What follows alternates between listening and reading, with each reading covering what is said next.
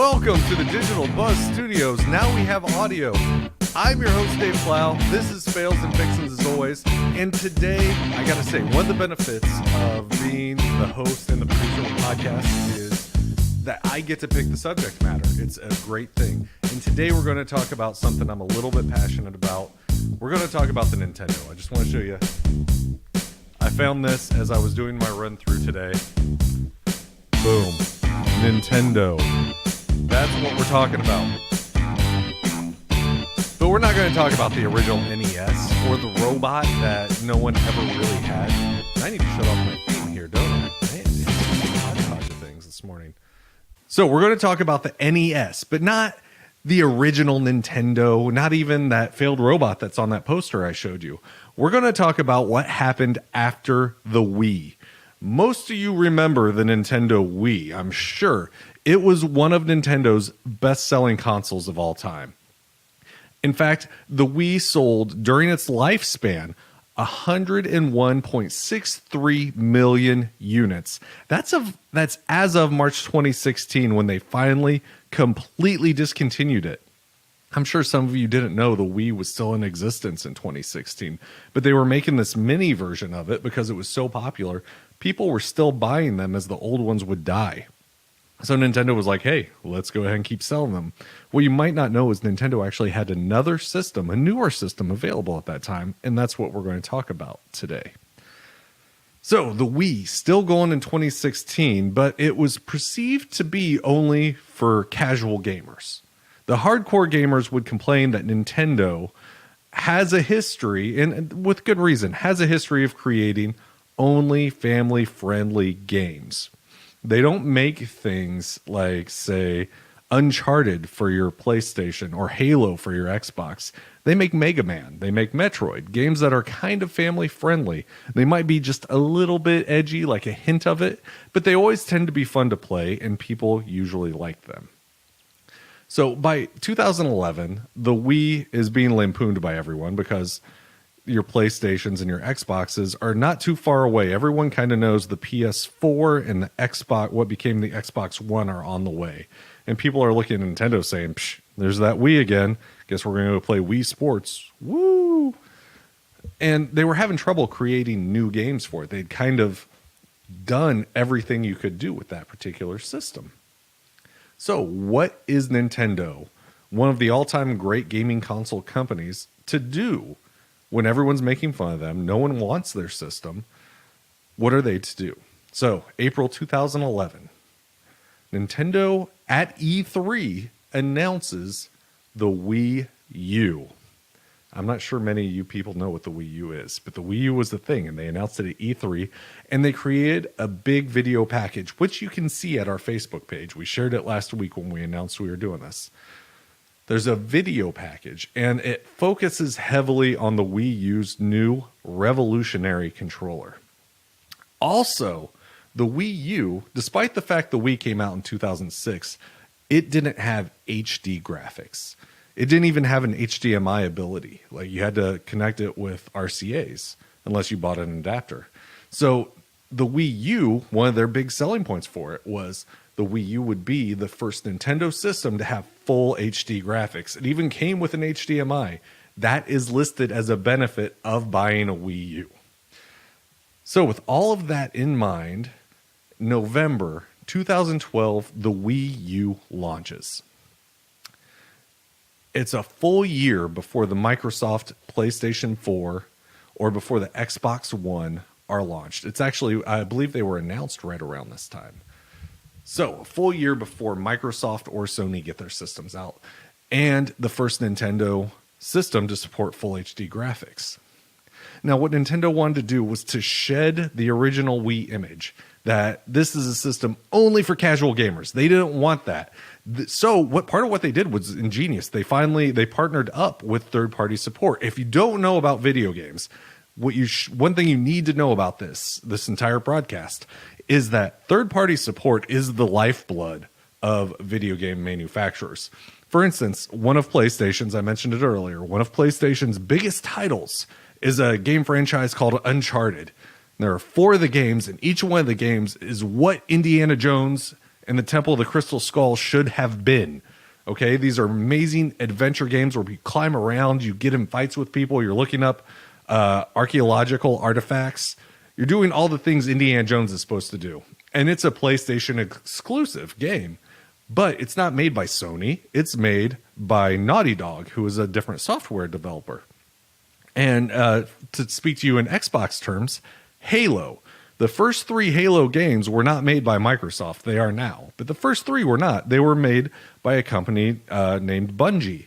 So it's third-party support. This is how video games work. Nintendo is somewhat notorious for not working with third parties. They usually make a lot of their stuff in-house. Like, if it has Mario in it, Nintendo made it themselves. Well, with the Wii U, to kind of shed that image of we're a family-only gaming company, they brought in third parties. So they had the big hitters come in with them. They had EA, who creates things like Madden. They had Activision. They had 2K Games, and they had Ubisoft. Those are 4 big hitters in the video game industry. And Nintendo's like, guys, you, and you, come with us. We're going to make a system that you can create things on. So Nintendo did that. And they also borrowed a little bit from the Sony and the Microsoft playbooks in that they launched 2 different bundles with the Wii U. They launched what they called the Basic, which had 8 gigs of storage, came with the Wii U gamepad, and a stylus, and HDMI cable. And that was about $300. We're going to talk about the gamepad here in just a second. That's a very important thing, though. Then they had a deluxe version, which was a black Wii U, which is something everybody does. They changed the colors for the high-end versions. It had 32 gigabytes of storage, black gamepad and stylus, HDMI cable, and it included the Nintendo Network Premium subscription and a game. Now, the Network Premium subscription... Well, it's kind of like Sony PlayStation Plus. If you don't know anything about video games, it's a subscription service that you can pay for, which then allows you to play online with your friends and download things. It's stuff like that. So, the Wii U, its big selling point through this all, or what they thought was going to be the big selling point, was that gamepad controller that I mentioned. The gamepad controller was about, say this big. So think about iPad size, pretty close to it. And it has its own screen, and it really does. It looks like a modified iPad or like a Kindle with an extra controller on the side. And it was used to interact with the games. So if you watch the video that's, once again, on our Facebook page, you can take the Wii U controller and you could hold it up to your screen and move around and pivot. And what's happening on your controller is different than what's happening on your TV. But it's important to what's happening on your TV. It's like if you're playing a shooter game, that's your scope. If you're playing a golf game, you could look down and your ball is in a hole on the ground, and you swing with your other controller, your original Wii controller, and it hits the ball and it goes into the TV screen. You get to watch your ball go. So there's all kinds of different ways to use this gamepad controller, and Nintendo went out of its way to make sure that game developers took advantage of this controller because it's a big deal. This is their big selling point. They want you to use this gamepad. And because they wanted it to be so versatile, they added a lot of extra like triggers onto it and like a thumb pad, which is that joystick looking thing, if you don't know. Also had a D-pad, which is your more traditional directional pad. I mean, so up and down, left and right. And this gamepad was only sold as a part of the Wii U system. So to get the gamepad, you had to buy the Wii U system. And just so you have an idea of what the Wii U looks like, let's go ahead and pull up a photo here. There you go. So that right there is the Wii U. Boom, Wii U. So that's your system. It's got the standing base, and that thing next to it is the gamepad controller. And I'll go ahead and give you a little taste of what the gamepad controller looks like. There it is. So like I said, it looks almost like, the screen's smaller than an iPad, but it almost looks like a portable gaming device. So like your, what was it called? The Game Boy, maybe. And Nintendo's known for its portable gaming systems. So people saw that and they thought, okay, this is a Nintendo thing. And it became the center of all of their advertising. It was a big deal. So why would Nintendo do this? Why did they say, hey, our number one selling product of all time is still on the shelves, or not of all time, but one of our top selling products of all time is still on the shelves. People are still buying it, but we're going to go ahead and release this new one. Well, Nintendo thought getting their next gen system out early would give them a leg up on the competition.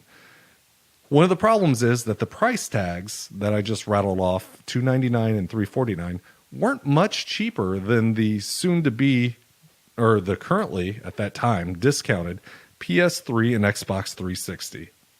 Because we were so close to the launch of the PS4 and the Xbox One, they had dropped their prices so that even though this Nintendo system was brand new, it cost about as much as the PS3 or the 360 would.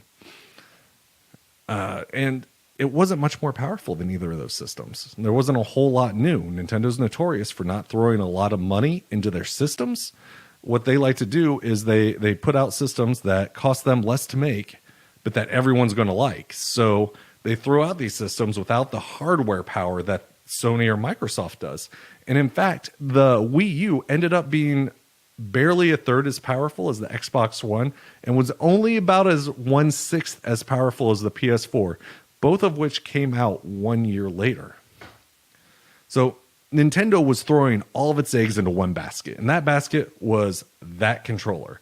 They were really hoping that would be the selling point and that everyone would want the Wii U based on that controller. So what happened? Why don't you have a Wii U? Why don't I have a Wii U? Why doesn't anyone you know have a Wii U?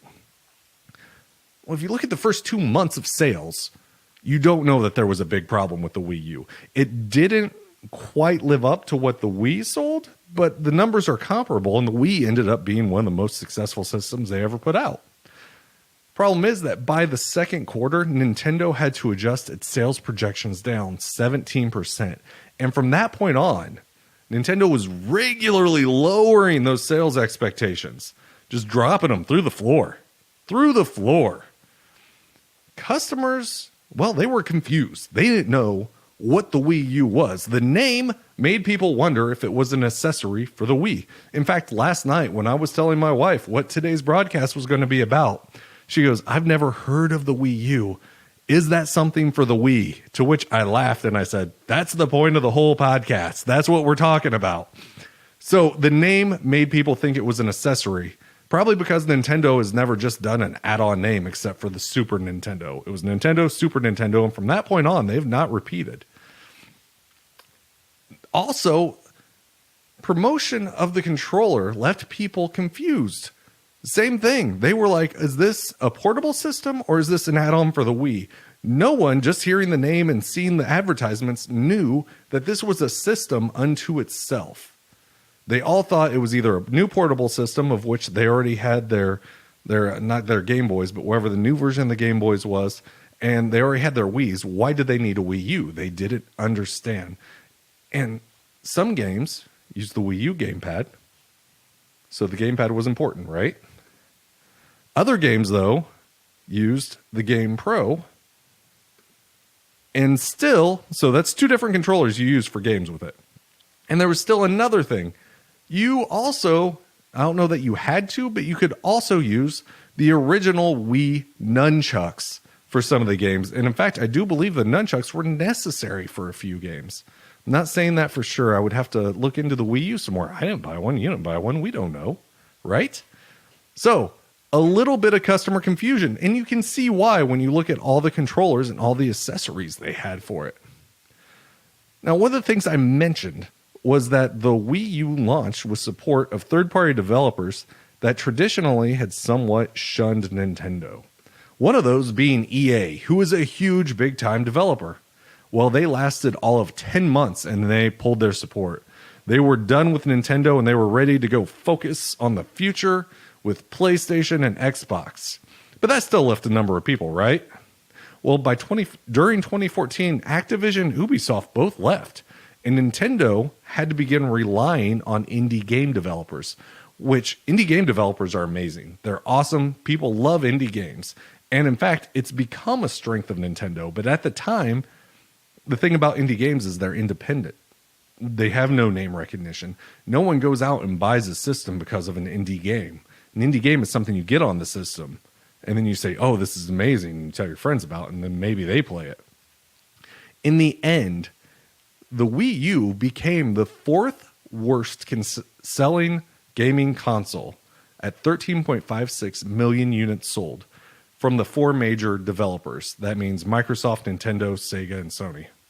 In over 30 years. The only three consoles that sold worse than the Wii U were the original Sega, which was called the SGS 1000. It only sold 2 million copies. The Sega Saturn, which only sold 9.26 million, and the Dreamcast, which was an amazing system. I owned the Dreamcast. It sold worse than the Wii U, so I shouldn't be making fun of people that bought the Wii U. Sega Dreamcast is the greatest system of all time, but it only sold 9.13 million. The Wii lifespan was from 2006 to 2017. That's the original Wii. The Wii U's lifespan was 2012 to 2017. So the whole time the Wii U was on the market, Nintendo also continued selling the original Wii, which probably just added to market confusion. And one other thing that happened here, one other thing that went wrong, the Wii U's top 10 selling titles, 10 selling games combined equaled 46.98 million. Sounds like a lot, right? It's not half as many copies as Wii U's, or it's just over half as many copies as the original Wii's number one selling title, Wii Sports, which sold 82.86 million. And it's barely more. It's only 9 million more than its number two selling title, Mario Kart. So the Wii U, there's no way that you can look at this and spin it in a successful way during the time. Nintendo did learn a lot from the Wii U, but that's not what we're here to talk about. We're here to talk about what went wrong with the Wii U. So, how do you improve the Wii U? What do you do to make things better? And I would say the first thing you do is you don't rely on the name Nintendo being enough, which is what they did. They took the Nintendo Wii, they upgraded things a little bit, they stuck their name on it, and they said, this is the Wii U, our name's Nintendo, you're going to buy this system. You got to improve the specs a little bit. I think if you put a little more money into the system, then the consumers are going to come, because as I said, it's got the Nintendo name, so people are going to trust that as long as you let them know that there's a reason to buy it. Another thing you do is you don't use the name Wii U. As I mentioned earlier, Nintendo is not known for continuing to use the same name on its systems. Its systems are the Nintendo or the original NES, followed by the Super Nintendo. Okay, those two, they use the same names. However, after that, we got the N64, the GameCube, and the Nintendo Wii. None of those use the same naming convention. So when the Wii U comes out, you're like, oh, this must be an add-on for the Wii. It creates a market confusion. PlayStation and Xbox, their entire lifespans, they've done the thing where they do PS, the PS2, PS3, PS4, Xbox, Xbox 360, Xbox One. So they have always used those naming conventions. Nintendo hadn't, and it created market confusion.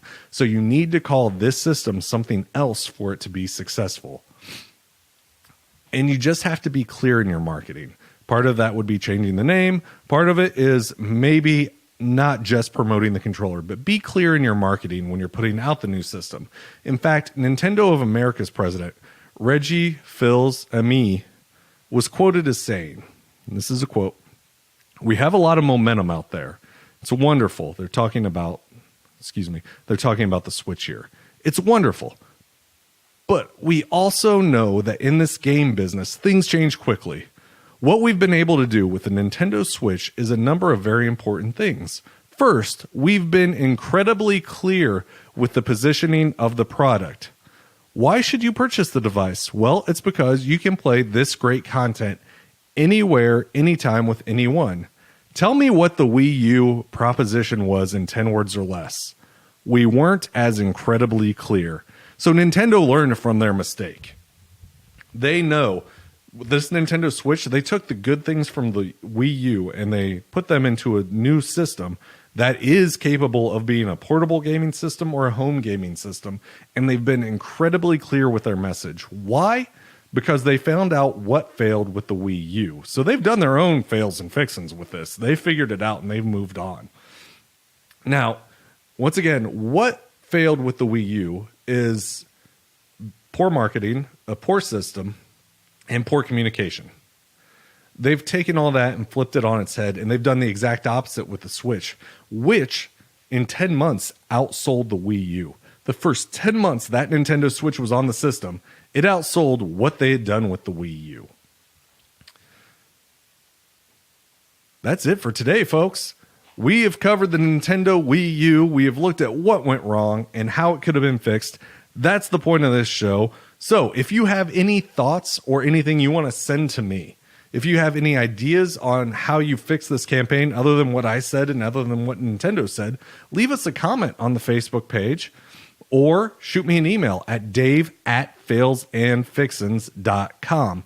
I will take your comments into consideration. Maybe we'll throw them up on a retrospective episode in the near future. We're going to do something with the stuff that you guys have been sending us and what you will continue to send to us. So be sure to check us out online at facebook.com/failsandfixins, or check out our podcast available on Spotify, iTunes, not iTunes yet, but iTunes soon, Stitcher. We're all over the place. Just do a search, grab us, and listen to us. We will help you get through your PR studies, or we will just help you as a professional not make the same mistakes these other groups have made. So with that, I will see you all next week when we come at you with another fail and another fix.